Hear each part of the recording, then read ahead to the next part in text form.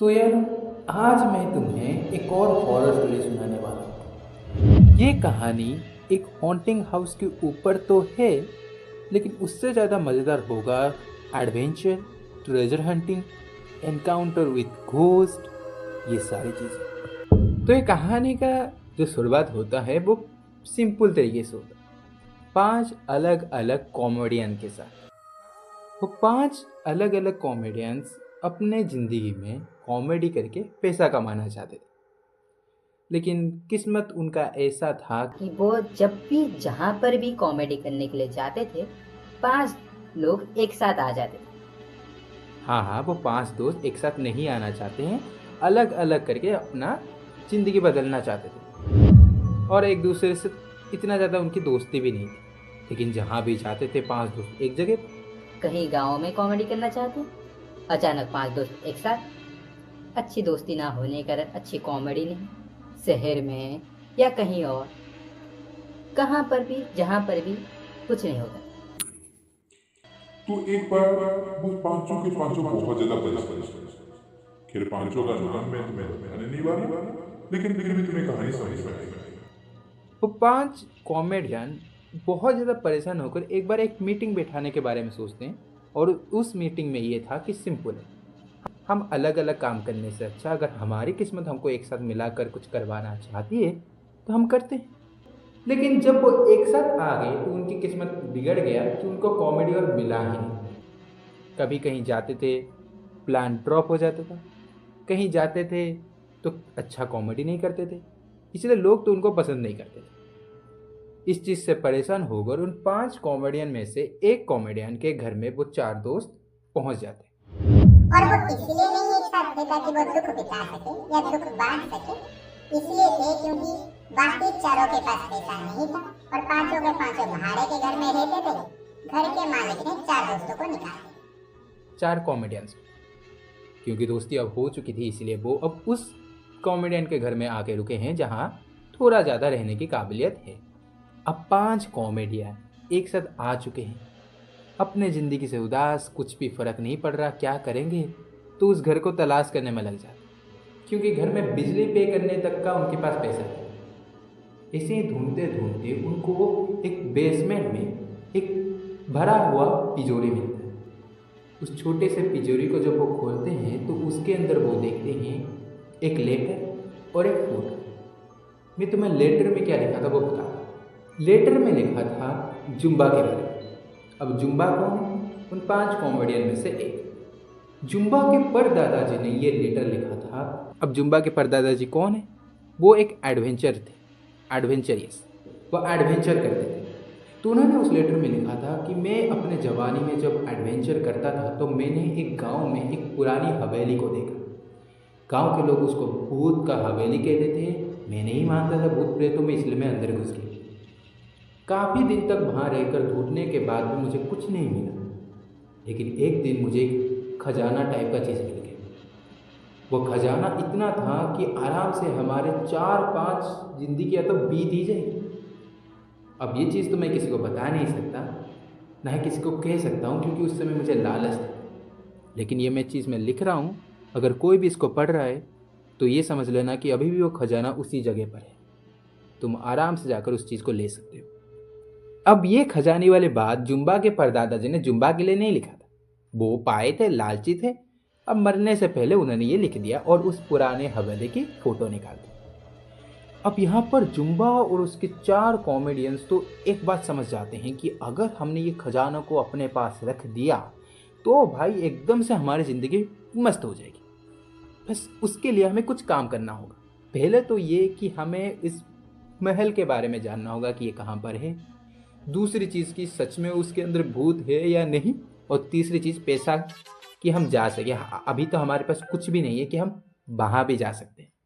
तो पहली चीज़ थी उस महल के बारे में जानने की। काफ़ी दिन के बाद उनको पता चला कि वो महल असलियत में उनके घर से करीब 700 किलोमीटर दूर है, एक ऐसे गांव में जहां लोग अंदर जाने से डरते हैं, क्योंकि उसका हिस्ट्री ये था कि वहाँ पर भूत आक्रमण करते थे, अटैक करते थे गांव के बच्चों के ऊपर, गांव के औरतों के ऊपर, गांव के मर्द के ऊपर, मतलब गांव वालों के ऊपर।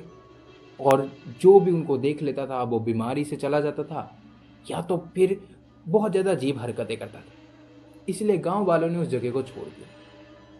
खैर हाँ, उस कहानी में उस महल में एक और चीज़ भी थी कि कुछ गांव वाले कहते थे कि एक कमाल का एडवेंचर करने वाला एक आदमी आया था। वो भूत के महल के अंदर घुस गया ये बोलकर कि मैं तंत्र विद्या करके उस भूत को निकाल दूंगा। बाद में उसका कुछ पता नहीं चला। तो यहाँ पर वो 5 कॉमेडियंस एक चीज़ तो सोचते हैं, वो ये कि हो सकता है वो तंत्र विद्या करने वाला चुम्बा के परदादा जी होंगे और निकल नहीं पाए। इसका मतलब ये है कि ये लेटर उन्होंने उस महल में रहते हुए ही लिखा होगा। लेकिन अगर लिखा होगा तो यहाँ पर कैसे आया? इसका मतलब कोई और भी गया होगा उस महल के पास। कौन गया था जिससे ये बात जान रहे हैं? हाँ, वो इंसान जिससे ये बात पूछ रहे थे वही इंसान ने ये सारी बात बताया था और वो इंसान थे जुम्बा के परदादा जी के दोस्त के बेटे। अब ये सारी बातें उसको कैसे पता चला? क्योंकि जुम्बा के परदादा जी के दोस्त का बेटा, उनका फैमिली बिजनेस था एंटिक चीज़ों को ढूंढना। अब क्योंकि जुम्बा के परदादा जी एडवेंचरर्स थे इसलिए वो एंटिक चीज़ों को ढूंढ रहे थे, बहुत ज़्यादा वैल्यूबल चीज़ों को ढूंढ रहे थे, बेच रहे थे। तो ये सारी बातें पता है, उनको कोई इंटरेस्ट नहीं है इस बात पर। और ऊपर से जुम्बा के परदादा जी भी उस जगह से वापस नहीं आए, इसीलिए वो नहीं जाते। तो अब मैं तुम्हें उन 5 दोस्तों का नाम बता देता हूँ। एक का नाम तो जुम्बा है, दूसरे का नाम मोतिया, फिर संजू, फिर खिरची और एक जाति। तो वो निकलते हैं। है ना, नहीं नहीं नहीं, अभी तो पैसा भी जुगाड़ करना है ना। अब वो पैसा कैसे लाएंगे?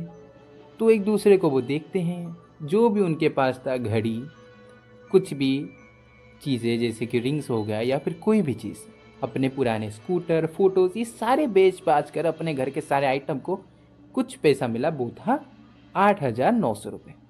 वो उसको लेकर निकल जाते। उनका प्लान तो बस इतना था कि वो लिफ्ट ले लेकर पहुँचेंगे, क्योंकि ऑफ कोर्स इस चीज़ के बारे में तो कोई और जानता भी नहीं है। तो 4 दिन लगाते हैं उस जगह पर पहुँचने के लिए। निकलते हैं, पहुँचते हैं, उतरते हैं। जुम्बा, खिरची, मोतिया, जाति, संजू, 5 दोस्त, 5 कॉमेडियंस घर के सामने, महल के सामने खड़े थे। बिना सोचे समझे घर के अंदर घुस जाते हैं।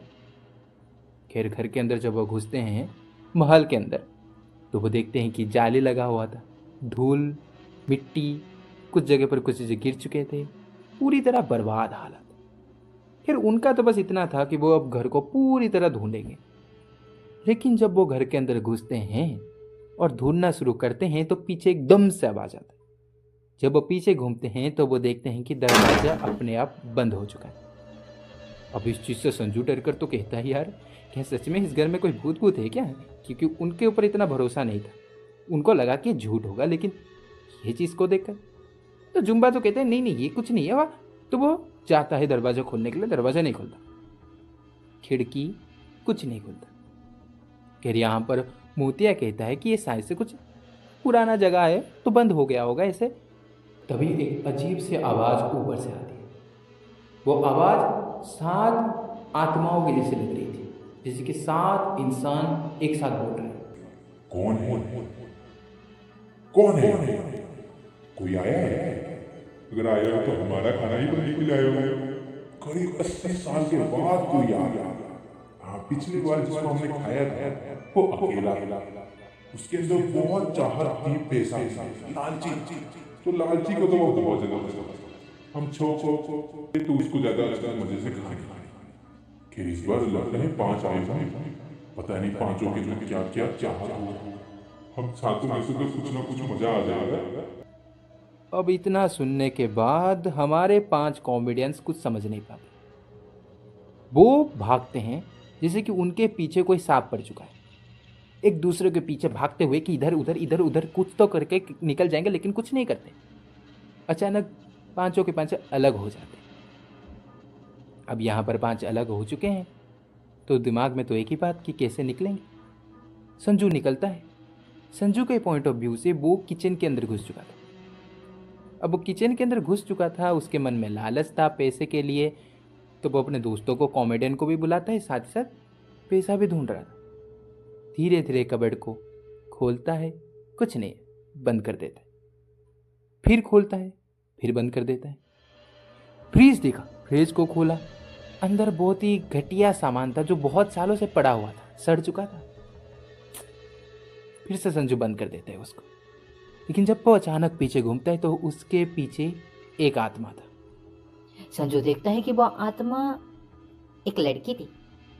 संजू तो कुछ समझ नहीं पाता। वो अपने जीभ को थोड़ा सा गीला करके, ओठ को गीला करके पूछता है कि आप हो कौन। वहीं पर वो सुंदर सी लड़की चुड़ैल में बदलकर संजू का गला दबाने की कोशिश करता है। अब गला दबाने की कोशिश कर रही थी, संजू कुछ बोल नहीं पा रहा था। संजू एकदम से पागल हो गया था। और उसी समय मोतिया आता है। मोतिया तुरंत संजू को इस हालत में देखता है। मोतिया भूत को नहीं देख पा रहा था, मोतिया समझ नहीं पाता और मोती तुरंत संजू को एक झापड़ मारता है। संजू गिरता है, तेजी से सांस ले रहा था। ऐसा लग रहा था जैसे कि उसका जान ही निकल चुका है। तो संजू का मुंह बहुत ज्यादा भद्दा हो चुका था। तो मोतिया उसको कहता है, क्या भूत दिख लिया क्या? भूत के कारण ऐसा, भूत इतना गंदा दिखता है क्या? तो संजू कहते हैं हाँ भूत तो इतना गंदा दिखता है, लेकिन यार मैं इतना अजीब शकल इसलिए कर रहा हूँ क्योंकि कुछ और हो चुका है। मोतिया पूछते क्या हुआ? तो संजू पीछे दिखाते हैं तो संजू जब उस चुड़ैल को भूतिया हालत में देखा था तब उसके पीछे एक बड़ा सा गोला निकल चुका था। उसके बम से एक गोला निकला था जो पेड़ को पूरी तरह भारी कर चुका था। वो था, हाँ भाई, पोटी। अब सोचो, एक ऐसा इंसान जिसका पोटी निकल चुका है, पेड़ में रखा हुआ है, वो कैसे चलेगा? अपने अतरंगी चलने के तरीके से संजू धीरे धीरे चलते हुए, बदबू आ रहा था वो बात अलग है, पानी ढूंढने की कोशिश करता। फिर अचानक उसको बाथरूम दिखाई देता। जब वो बाथरूम के अंदर जाकर बाहर आता है तो उसकी अतरंगी चलने की तरीका बदला नहीं था। तो मोतिया उसको पूछता है कि असलियत में हुआ क्या है? तो संजू कहता है यार जब पानी था ना वो बहुत सालों से रखा हुआ था ना, तो उसके अंदर लोहा का छोटा छोटा हिस्सा गिर चुका था। तो बिना सोचे समझे मैंने साफ कर दिया तो छिल गया मेरा पिछवाड़ा, इसलिए ठीक से नहीं चल पा रहा। ऑफ कोर्स हंसने की बारी आती है। अब यहाँ पर मैंने तुम्हें मोती और संजू की बात बता दी। अब चलते हैं हम जाति के बारे में। जाति दौड़ते दौड़ते महल के दूसरे फ्लोर पर पहुंच चुका था, वो फ्लोर जहां पर बेडरूम्स ही बेडरूम्स थे। जाति देखता है कि बेडरूम्स राजाओं वाले थे, राजाओं वाले बेडरूम, गद्दी इतना सॉफ्ट।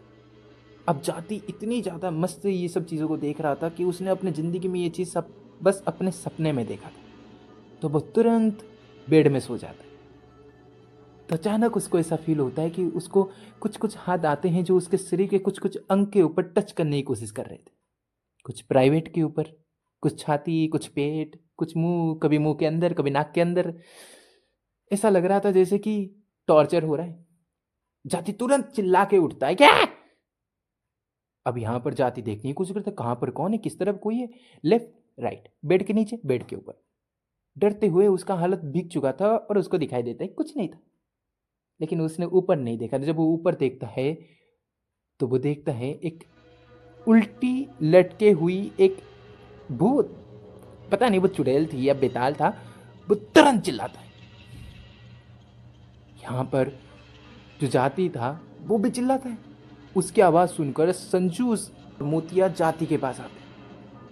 अब यहाँ पर जाति को वो इस हालत में देखकर, एक शौक के हालत में, से मुंह खुला करके ऊपर की तरफ देखकर पैरालिसिस में चला गया था जाति।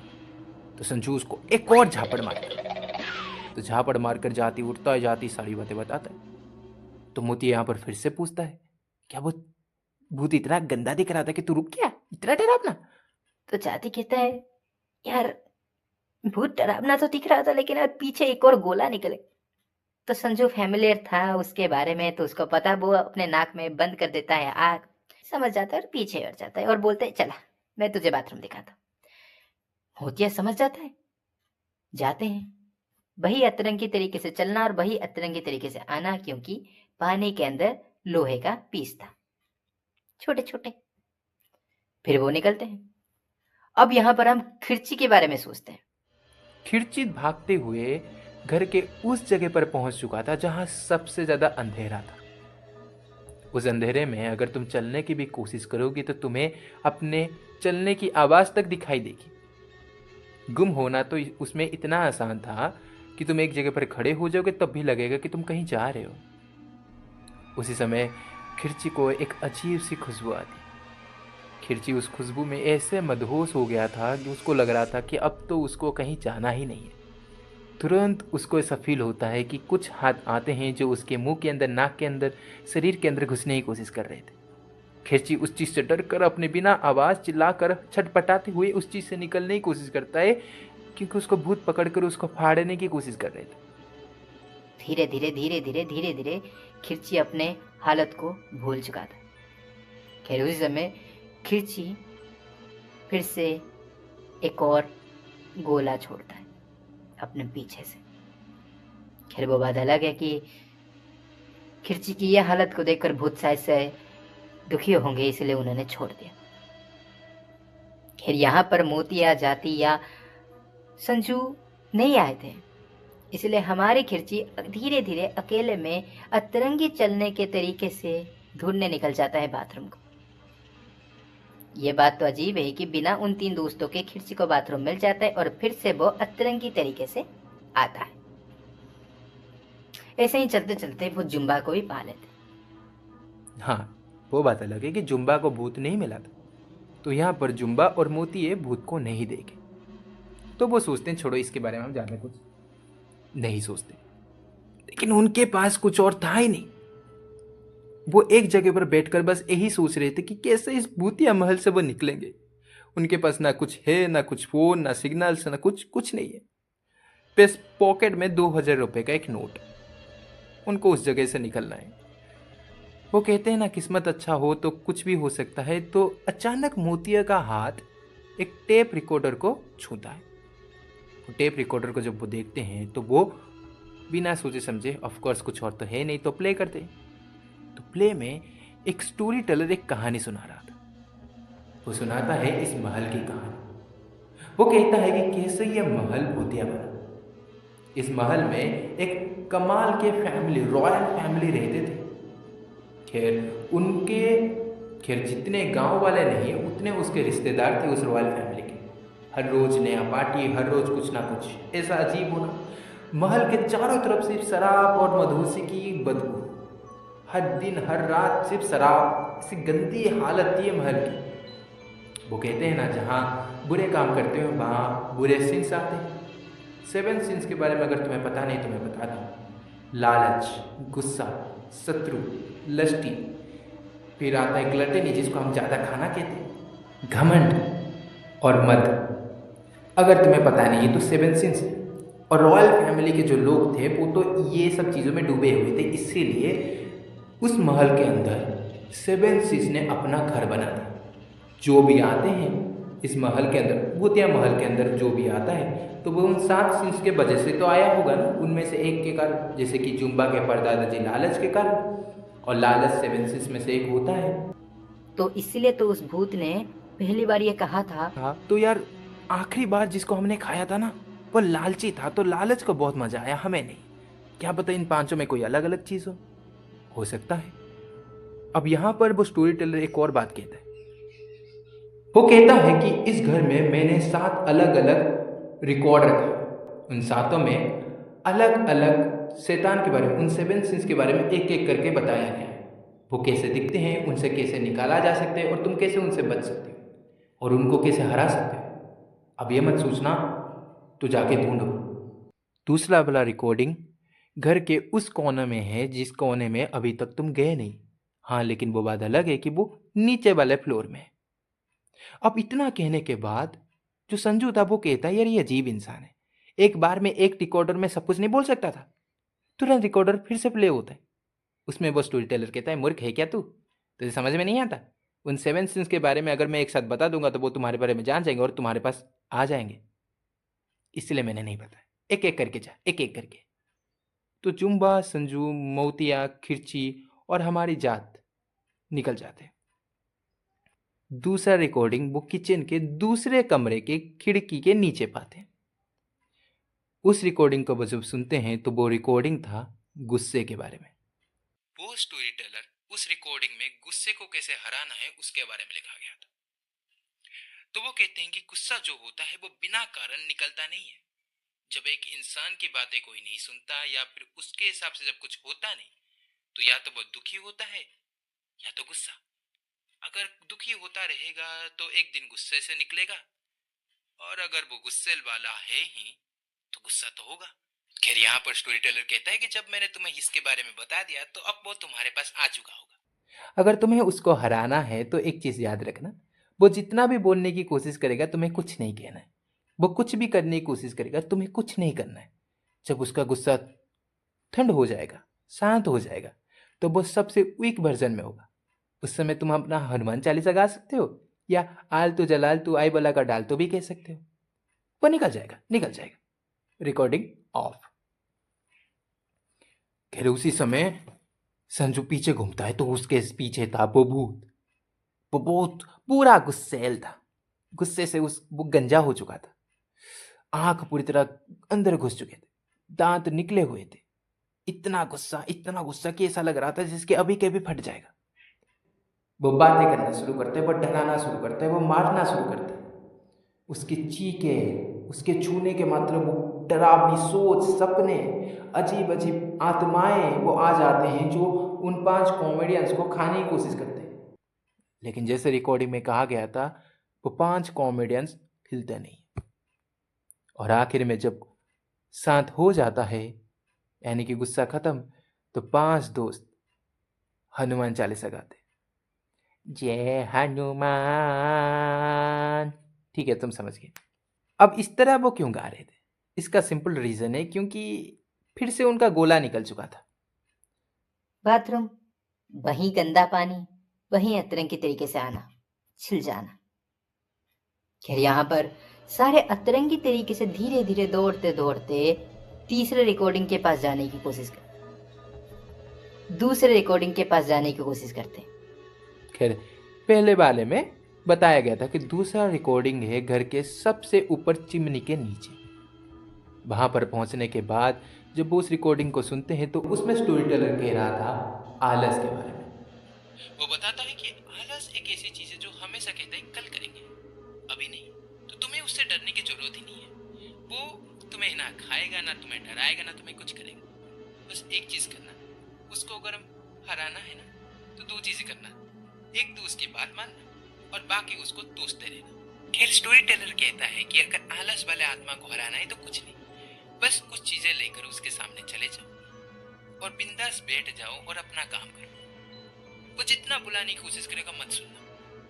जब वो गुस्से में आकर अपने आलस को छोड़कर तुम्हारे पास आकर कुछ करने की कोशिश करेगा तब भी कुछ मत करना। धीरे धीरे वो मेहनत करता जाएगा और अपने आप को और वीक बनाएगा। जब उसके अंदर से आलस मिट जाएगा तो वो अपने आप ही के चला जाएगा। तुम्हें इस बार हनुमान चालीसा गाने की जरूरत नहीं है। हाँ, लेकिन बच के रहना। जब वो मेहनत करने में आ जाता है ना आलसी इंसान, तो वो बहुत ज्यादा खतरनाक बन जाता है। इसलिए ध्यान रखना इस चीज की। तो 5 कॉमेडियन हिम्मत रख के, कोई बिस्कुट पैकेट, कोई माचिस का तिल्ली, कोई पैसा निकाल कर, कोई सोच निकाल कर और कोई बाल खुजाकर आलस के पास पहुंच जाते हैं।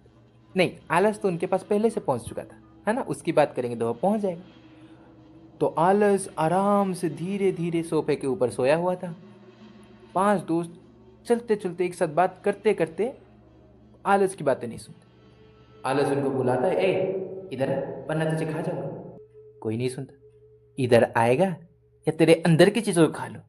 नहीं, आएगा, तेरे को रात के बीच में नींद डरा डरा कर डरावने सपने दिखाए, कुछ धीरे धीरे ये चीज बढ़ता रहता है। 5 कॉमेडियन अपने आप में ही बसते। वो कहते हैं कि यार पता है, ये अजीब अजीब है, वो अजीब है, आलस है, ये आलस है, वो वाला।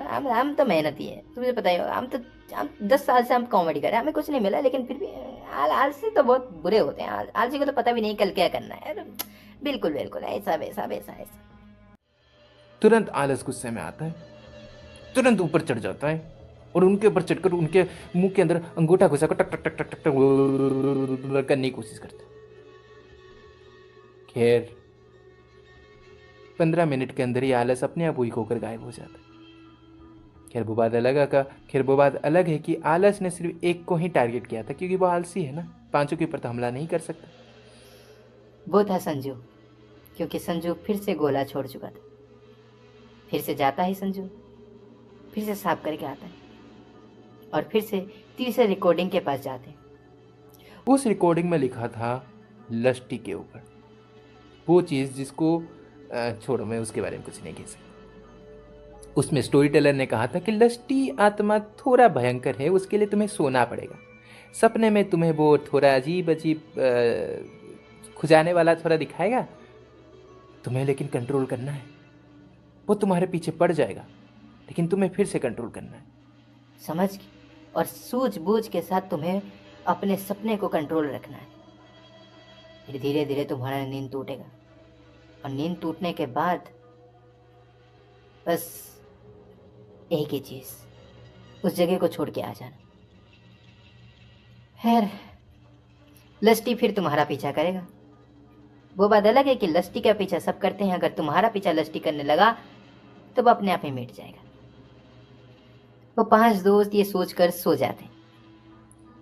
एक गलती कर देते हैं, वो है कि वो 5 दोस्त एक साथ एक ही बेडरूम में सोए हुए थे, एक ही बेड के ऊपर, और ये लस्टी वाला 7 सीन से तो थोड़ा गड़बड़ हो गया। सपने में उनको बहुत ही सुंदर सुंदर चीज़ें दिखाई दी, लेकिन देखो, कंट्रोल करने से पहले उनको आउट ऑफ कंट्रोल होना जरूरी है, तो वो आउट ऑफ कंट्रोल होकर एक दूसरों के साथ ही कुछ अजीब अजीब काम कर रहे थे। फिर जब महसूस उनको होता है कि वो एक दूसरे के साथ कर रहे थे, तो ये वो टर्निंग पॉइंट था जिसके कारण वो लट से निकल जाते। और फिर कुछ नहीं, फिर उसके बाद वो शर्माते शर्माते निकल जाते हैं और लस्टी उनका पीछा करता है, फिर खत्म। फिर ये बात अलग है कि अगर वो अलग अलग सोते तो वो सपने से कभी निकलना ही नहीं चाहते थे, एक साथ सोए। मतलब डेस्टिनी में ये लिखा ही था कि इसी तरीके से वो बच सकते हैं। अजीब तरीका है, लेकिन क्या कर सकते हैं। फिर वो चाहते हैं 5वें, फिर वो चाहते हैं 4th रिकॉर्डिंग के ऊपर। खैर, ये मत पूछना कि उनका इस पर गोला क्यों नहीं निकला। लस्टी में गोला नहीं निकलता यार, कुछ और निकलता है, छोड़ो। 4th रिकॉर्डिंग था शत्रु के ऊपर। उसमें लिखा गया था कि जो एनिमी चूज करते हैं वो इसलिए करते हैं या तो जलन। स्टोरी टेलर ने कहा था कि जो एनिमी होते हैं, यानी कि जिसको हम शत्रु कहते हैं, एक इंसान का शत्रु 2 तरीके से होता है। या तो वो हमारे साथ कुछ बुरा करता है इसलिए, या तो हम जलकर उसके पीछे। लेकिन असलियत में जो हमारे साथ बुरा करता है, हम उसको अपना शत्रु नहीं, हम तो उसको अपना पराया मानते हैं, है ना। शत्रु नहीं मानते, मतलब हमें तो उनको छूने का भी मन नहीं करता।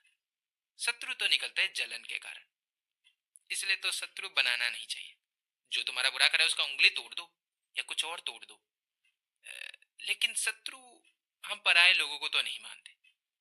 जलने के कारण जो शत्रु बनता है उसको रोकने का तरीका स्टोरी टेलर बस इतना कहता है कि ध्यान देना, तुम सब अलग हो जाओ और एक दूसरे के बारे में बुरा सोचो। वो शत्रु वाला सेंस तुम 5 में से एक के पास आएगा।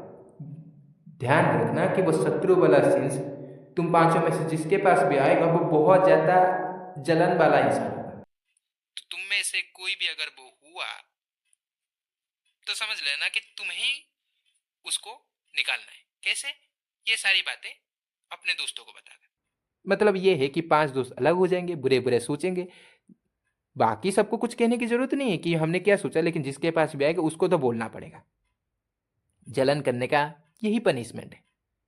अलग होते हैं, कोई किसी के बारे में सोचता है कि कोई किसी के बारे में वो सोचता है, कोई क्या सोचता है कि ये हैंडसम है, कोई सोचता है ये पागल है, खुद को कोई बड़ा मानता है, खुद को कोई छोटा। पता है किसके पास आया शत्रु? जुम्बा के पास।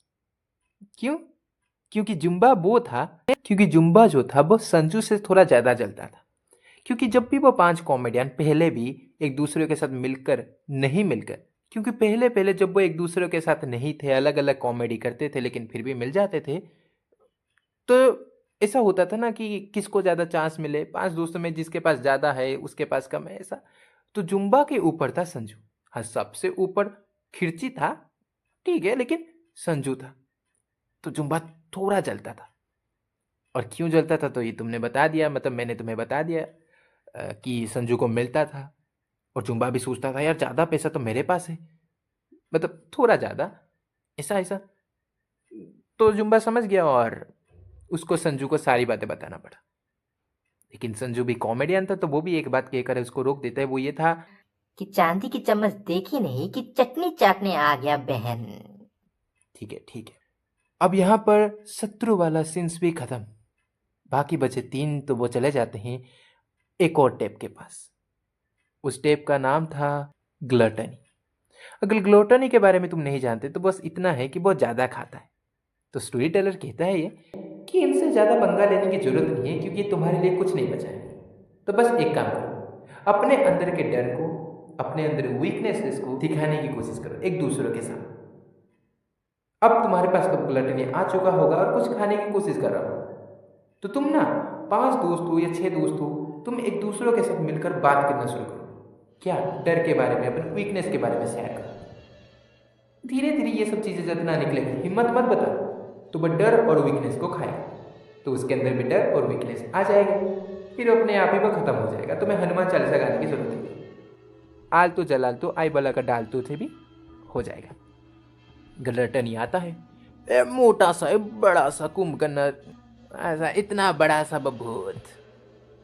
तो 5 दोस्त, 5 कॉमेडियन अपने डर के बारे में बताते। कोई बताता है कि मुझे डर ना कुत्ते के दांत से लगता है, तो कोई बताता है कि यार मुझे ऊंचाई से डर लगता है, तो कोई बताता है कि मुझे नीचाई से डर लगता है।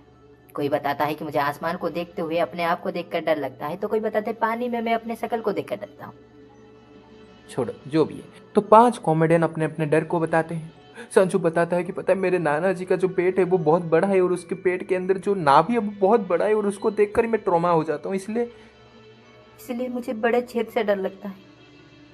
तो यहाँ पर जुम्बा कहता है कि पता है जब मैं छोटा था तो मेरे पीछे कुत्ते भागते, मुझे डर कुत्तों से नहीं, कुत्तों के दांत से लगता है। तो यहाँ पर खिरची कहता है कि पता है जब मैं छोटा था और जब मैं बड़ा हुआ, उन दिनों में मैं एक ही चीज़ सोच कर डरता था, वो था खर्ची देखकर। जब भी मैं खर्ची को देखता था तो मैं बहुत ज़्यादा डरता था, इसलिए मेरे को लोग खिरची बुलाते हैं। तो तेरा नाम असलियत में क्या है? तो खिरची बोलते मेरा नाम सलमान है। खैर यहाँ पर मोतिया बताता है कि मुझे तो वैसे किसी चीज़ से डर नहीं लगता, लेकिन हाँ मुझे एक चीज़ से डर लगता है, वो है और वो मेरा डरती है। खैर यहाँ पर जाति भी एक और बात कहता है, वो कहता है कि मुझे ज़्यादा चीज़ों से डर नहीं लगता, लेकिन मुझे हवाई जहाज़ से ज़्यादा डर लगता है। ऐसा क्यों? पता नहीं, हवाई जहाज़ ऊपर उड़ते हैं ना, इसीलिए। समझ रहे हो ना मेरी बातों को? Deep thought. अब ये डर फिर वीकनेस, ये सारी बातें बता कर खैर हमारी ग्लटनी आत्मा भी अपने आप को वीकनेस में डाल देता है और फिर आलतू बलालतू आई बला का डालतू सुनते ही वो गायब। खैर 5 दोस्तों की वीकनेस के बारे में सुनना चाहते हो तो मैं बताता हूँ। देखो यहाँ पर खर्ची की अगर बात करें तो खर्ची का वीकनेस टाइम है। वो टाइम से बहुत ज़्यादा ही लगाव रखता है, तो वो हर एक चीज़ टाइम के हिसाब से करना चाहता है। ये चीज़ उसकी वीकनेस है, क्योंकि कुछ भी अबड़ अबड़ सबड़ सबड़ होता है तो वो संभाल नहीं पाता, इसलिए वो अपने परिवार को भी ज़्यादा टाइम नहीं देता था, क्योंकि वो अपने आप को सक्सेस के राह में चलते हुए, देखते हुए और जीतते हुए सपना देख देख कर उसने कभी किसी और को टाइम ही नहीं दिया, इसलिए वो सिंगल है।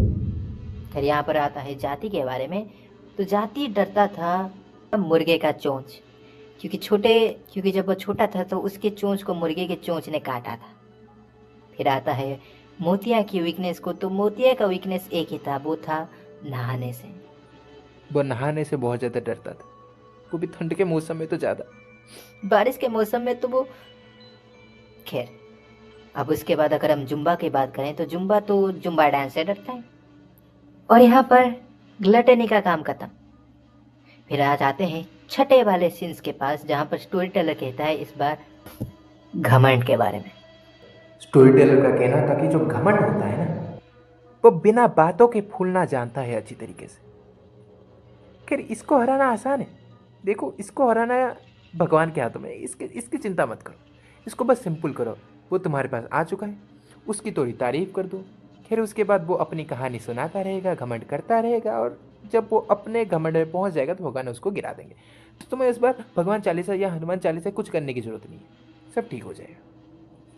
होता वही है, घमंड भूत आता है, ये इतना बड़ा सा छाती लेकर, शरीर सूखा हुआ, अंदर से सब कुछ निकला हुआ, लेकिन छाती बहुत बड़ा। छाती को देखकर ही हमारे 5 कॉमेडियन बहुत बड़े बड़ी बातें कहते हैं कि छाती तो बहुत बड़ा है।